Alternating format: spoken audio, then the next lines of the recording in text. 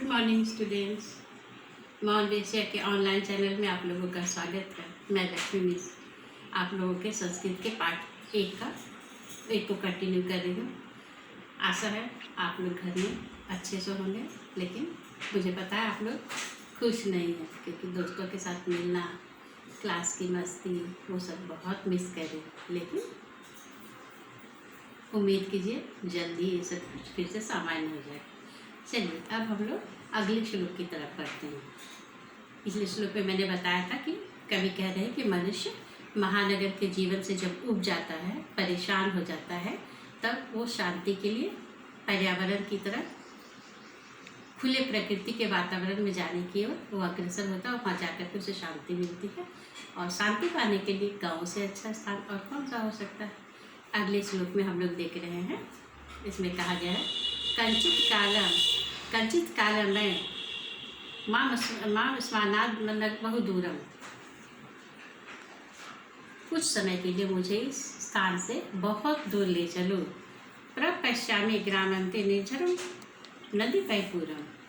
और शहर के कोलाहल प्रदूषित वातावरण से दूर मुझे गांव की तरफ ले चलो, जहां मैं आबाद गति से बहती हुई नदियों को देखूं, निर्झर कलरव करते हुए सुंदर सुंदर झरनों को देखूं, वहाँ मैं शांति प्राप्त करूं।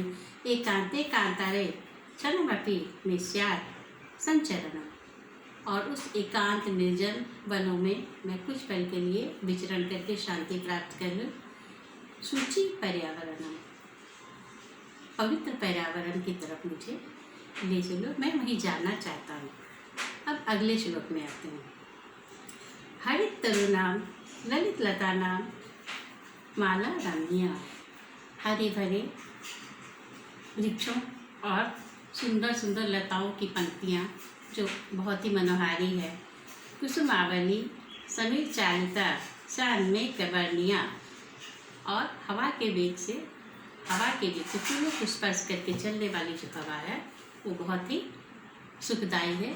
फूल हवा के चलने से फूल जो भी उठते हैं वो दृश्य बड़ा ही मनोहारी होता है। न मालिका रसाला मिलिता रुधिरम संगमनम। और न मालिका नए नए फूल और रसालम मिलिता, उसमें सुगंध मिले हुए जो है। और मतलब कहने का अर्थ ये है कि जो प्राकृतिक जो वातावरण है, वो गांव का जो वातावरण है, जो वहाँ पर जो हमें हरे भरे दृश्य, रंग बिरंगे फूल, पौधे, पेड़, लता, नदियाँ, निर्झर झरने वगैरह जो मिलेंगे, वो हमें किसी भी हाल में महानगरों में प्राप्त नहीं हो सकते हैं। तो मुझे वहीं उसी ओर चलना है।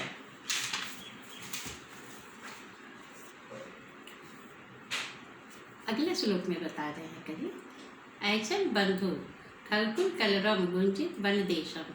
अरे बंधु, चलो ऐसे देश में चलो, ऐसे प्रदेश में चलो जहाँ पक्षियों का कलरव हो, पक्षियों की चहचहाहट हो, और जहाँ पक्षियों की चहचहाहट पूरे प्रदेश में गुंजायमान हो, गूंज रहे हों। पुर कलरव संभ्रमित जनेभ्य गीत सुख संदेशम। और जहाँ पर पक्षियों के द्वारा, प्रकृति के द्वारा सुख का संदेश प्राप्त हो रहा है।